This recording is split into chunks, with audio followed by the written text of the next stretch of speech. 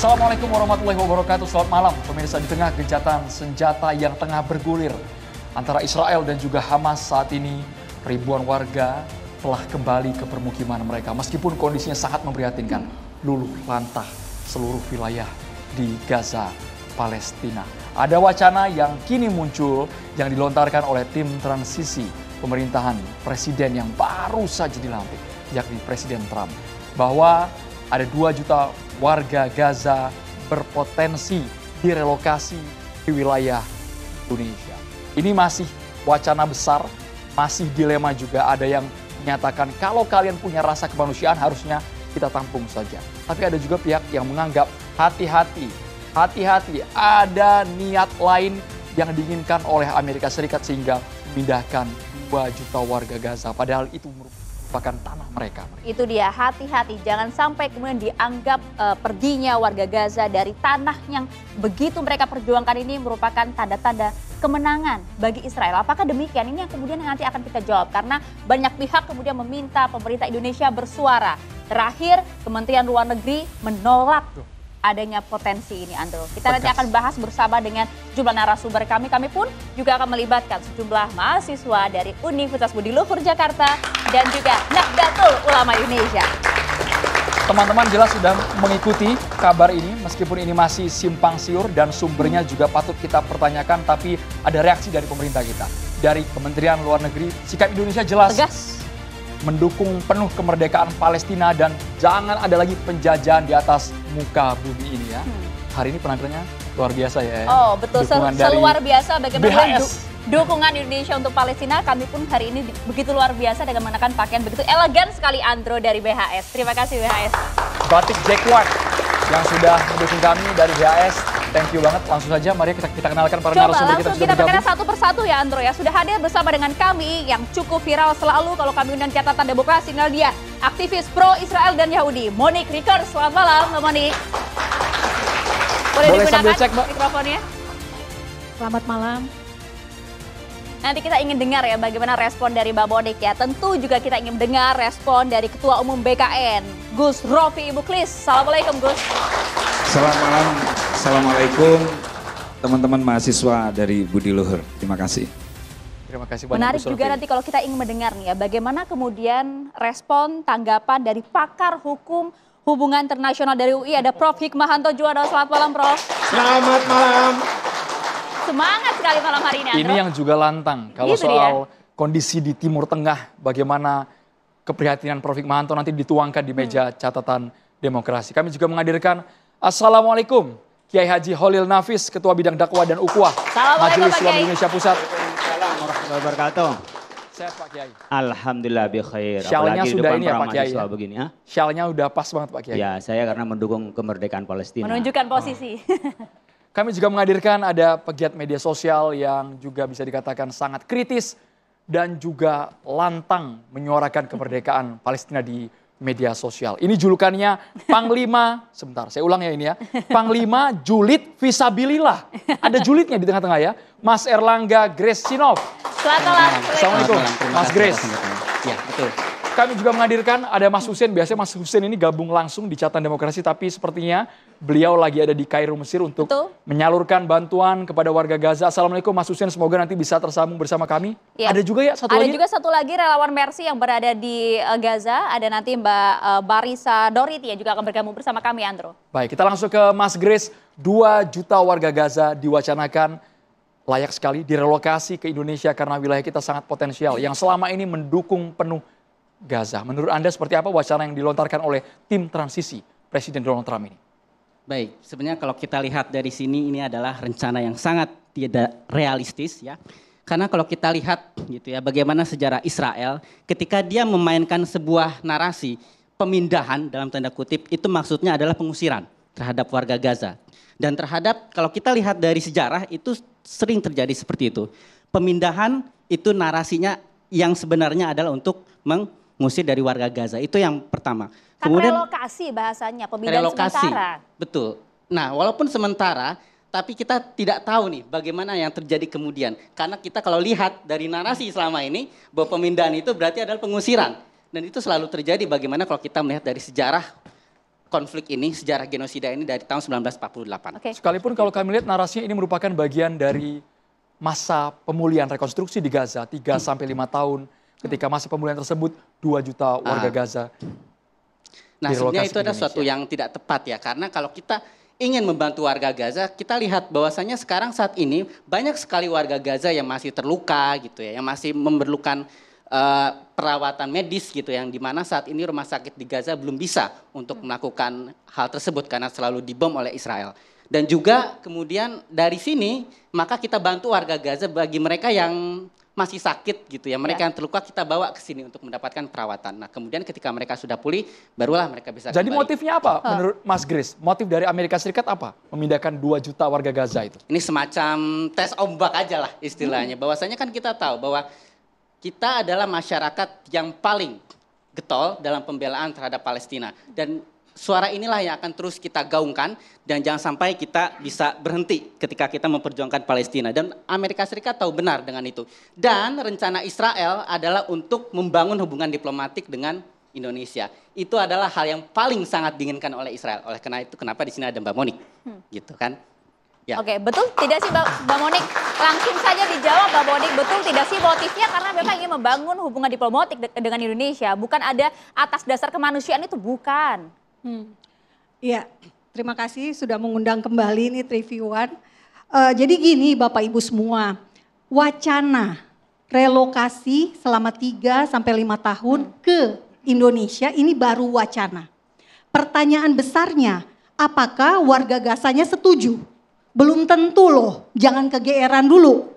Belum tentu warga Gazanya mau direlokasi ke Indonesia. Yang GR siapa Mbak? Sorry Mbak. Kita sebagai Indonesia, kita sudah buru-buru bilang kita nggak bersedia. Karena apa? Satu kendala bahasa, mereka bisanya bahasa Arab. Sementara orang Indonesia mohon maaf tidak semua bisa bahasa Arab. Dan juga mereka tidak bisa bahasa Indonesia. Nah, tuduhan bahwa Israel akan masuk kembali itu sama sekali salah. Kenapa? Karena yang mengusulkan untuk relokasi itu namanya Steve Witkoff. Utusan khusus Presiden Donald Trump ke Timur Tengah.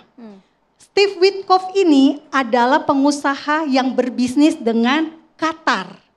Nah, Bapak Ibu semua tahu dong Qatar ini siapa? Yang menampung pemimpin-pemimpin Hamas tinggalnya bukan di Gaza tapi di Doha atau di Turki. Jadi Qatar yang termasuk dalam tim negosiasi kesepakatan pertukaran antara tawanan atau sandera dengan napi teroris, catat baik-baik, ini adalah Qatar. Jadi bisa diasumsikan atau disimpulkan bahwa Qatar tahu rencana relokasi ini. Jangan-jangan malah idenya dari Qatar. Karena apa? Si Witkoff ini sahabatan dengan Qatar. Mereka punya hubungan bisnis bersama. Yang kedua, kenapa Indonesia, saya posisinya setuju ya Bapak Ibu, karena alasan kemanusiaan. Kenapa kita perlu menampung orang-orang Gaza ini? Karena mereka memang saat ini butuh tempat yang layak. Bukan lagi di tenda. Mereka bisa ditempatkan di Indonesia karena Indonesia punya pengalaman menampung orang Vietnam. Selama 16 tahun orang Vietnam, pengungsi dari Vietnam ditampung di Pulau Galang dekat Batam. Dan tempatnya masih ada sampai hari ini bisa digunakan oleh orang Gaza. Kita sudah menampung pengungsi Rohingya di Aceh. Kita juga sudah menampung pengungsi dari Afghanistan. Lalu kenapa tiba-tiba ujuk-ujuk pengungsi dari Gaza atau warga Gaza yang direlokasi ditolak? Bukankah ini kesempatan bagus untuk menunjukkan bahwa kita adalah orang-orang yang memang ingin menolong orang Gaza. Mas Grace ditanggapi. Nah, sebentar, Mas Grace satu ditanggapi. dulu. Poin itu penting sekali Mbak Biar ditanggapi kita poin itu. konfirmasi Mbak. Nah, tadi kan tuduhan Mas Grace Oke. adalah Israel mau masuk kembali. Menjalin hubungan diplomatik. Enggak, Israel mau masuk kembali Oke, dulu. Israel Karena mau relokasi masuk. itu adalah awal untuk mereka masuk. Gitu Oke. kan alasannya. Perhatikan baik-baik. Israel membawa pulang jenazah tawanan. Sandra dari Gaza. Yang mati dibawa pulang pada hari Minggu kemarin. Oron Saul, tentara IDF. Yang sudah 10 tahun diculik jenazahnya. dari 2014 dan dibawa ke Gaza hingga 2024. Awal Januari minggu kemarin mayatnya dibawa pulang ke Israel untuk dimakamkan. Kalau Israel mau masuk kembali berkuasa di Gaza, ngapain mayatnya dikeluarin? Karena adalah orang Yahudi harus dimakamkan di tanah Israel. Itulah moralitas dari bangsa Israel. Tawanan yang ditukar, tahukah Bapak Ibu? Dari 98 tawanan yang masih ada di Gaza hari ini, sekitar 36 itu sudah tewas. Apakah Israel setuju dimakamkan di Gaza? Tidak, mayatnya pun diminta ditukar dengan napi teroris. Sampai di sana dulu, Nah, Mbak. Kita inilah yang konfirmasi perlu dulu. diketahui oleh orang Indonesia.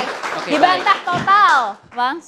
Oke, jadi sebenarnya tadi kata dari Mbak Monik bahwasanya Israel tidak punya niat untuk kembali ke Gaza itu salah total. Mau datanya Mbak, ini saya kasih ya. Saya siapkan data bahwa pernyataan Mbak itu tidak betul ya.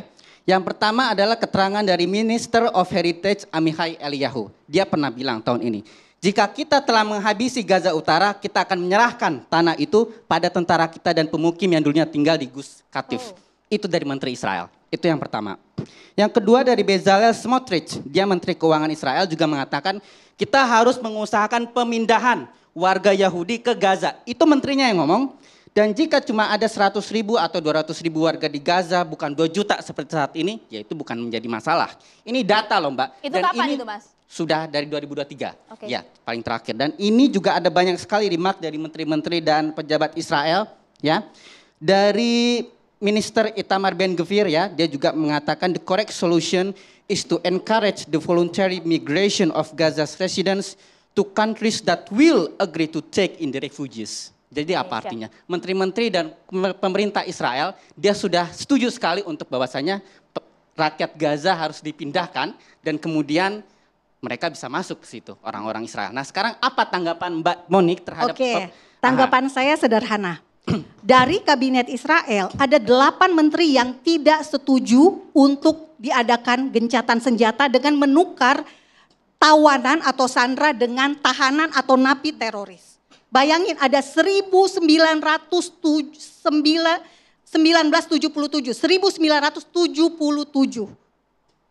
tahanan yang ada di penjara-penjara Israel ditukar dengan 33 orang. Nah, saudara-saudara semua bayangin, ada 8 menteri yang tidak setuju wacana pertukaran ini. 8 menteri, makanya Ben-Gvir yang dikutip tadi mundur dari kabinet. Karena apa? Karena mereka tidak mau. Napi yang sudah membunuh, sudah meneror ditukar dengan tawanan yang jelas-jelas tawanannya itu bayi. Dan anak-anak juga masih ada. Punya data Mbak? Punya data. Ini contohnya. Andrew? Sebentar, foto bayinya apakah ini sudah disensor? Kami khawatir kalau foto bayinya ada darah atau apa Mbak? Enggak ada darah. Tidak ada darah? Ini Kfir Bibas, tawanan termuda yang ada di Gaza. Dan dia ditukar dengan napi teror. Coba, Bapak Ibu, kita nggak bicarain tentang konflik Israel dan Palestina. Kita sekarang bicara tentang aksi teror. Apakah kita bangsa Indonesia yang Pancasilais ini mendukung kekerasan demi mencapai tujuan? Kita punya BNPT, kita punya Densus 88, bahkan Karni Ilyas dulu di TV One ini kan deket banget dengan polisi, dengan Densus 88. Saya masih ingat bagaimana TV One terdepan untuk penangkapan teroris. Tapi jangan terlalu melebar Mbak, kita Nah, fokus saya tidak mau ke soal melebar. 2 juta warga Gaza. Kembali ke Kita fokus ke pernyataan tersebut. Pernyataannya adalah Israel masuk kembali. Kalau Israel mau masuk kembali ke Gaza Bapak Ibu semua, kenapa enggak dari 8 Oktober 2023?